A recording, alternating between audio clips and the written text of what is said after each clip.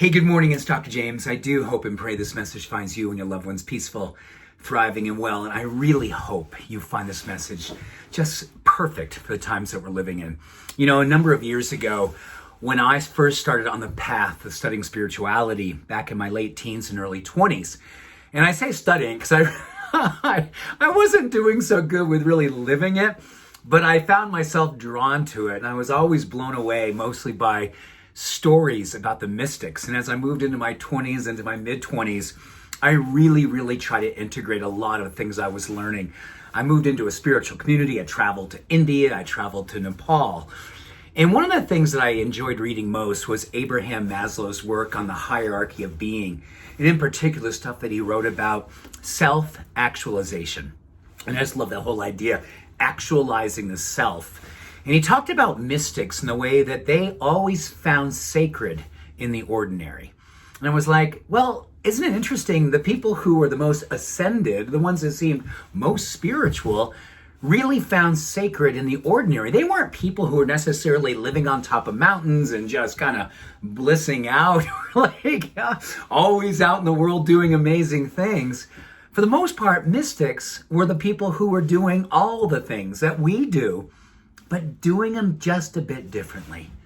Doing them with a level of reverence, a level of presence, a level of sacredness in all that they did. And I remember a time when I was in India, and this is about 30 some odd years ago, and I was at a ceremony where there was a gentleman who was known as a mystic, a spiritual person, who was one of the people who always made tea for guests. And this is up in the Himalayas, just outside of Dharamsala, northern India. And everyone's like, oh my gosh, you just need to see him make tea. And I was like, oh, okay, I want to go and do that. And I got to tell you, oh my goodness, I went into this very humble tea house. There was just a few benches. There was a fire that was kind of on the floor. The floor was dirt. And there was this beautiful, just beautiful gentleman. He probably was in his 60s, maybe 70s. I don't know. He was a person whose eyes, when they looked at you, they just looked right into your soul. They just landed in a place where you felt like, oh, I'm being seen. And as he made tea, the thing that I was most struck by, every little detail, was done with a level of thoughtfulness, a level of reverence, a level of where he was so with what he was doing. It reminded me so much of what Abraham Maslow said. The mystics find sacred in the ordinary. And I do believe, as we look at the pace of our life right now, and the way that we're drawn to move faster and go into the place where future casting is the kind of way that we lead our life. When you look at the people who are the happiest, according to research, and you look at functional MRIs of the ones whose minds seem to be the most at peace and most well adjusted in the ability to kind of, when something happens, come back into a space of grace. These are people who have developed a space of grace because of their presence. And they are present all day long, no matter what they are doing. And as you dig into the research on the mystics and the sacred people, the ones who were living the most spiritual life, they simply were doing what we were doing. They just did it differently. They did it deeper. That's all the difference is, really. They just did it deeper.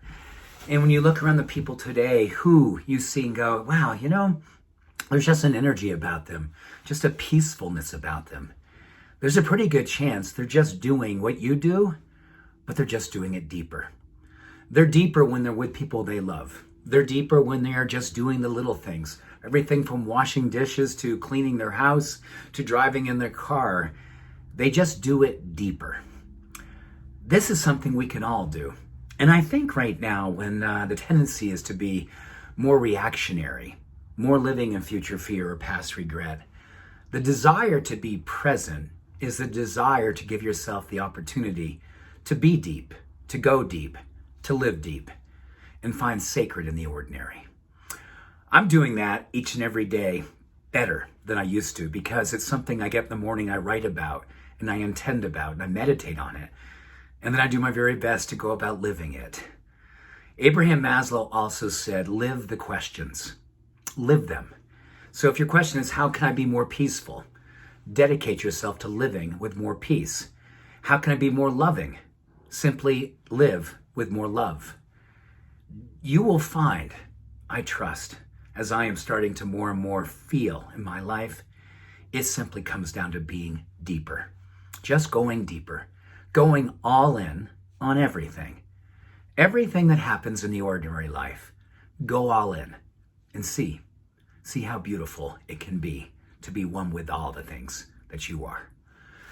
So with that, much love, all blessings. Have a beautiful day. Bye for now.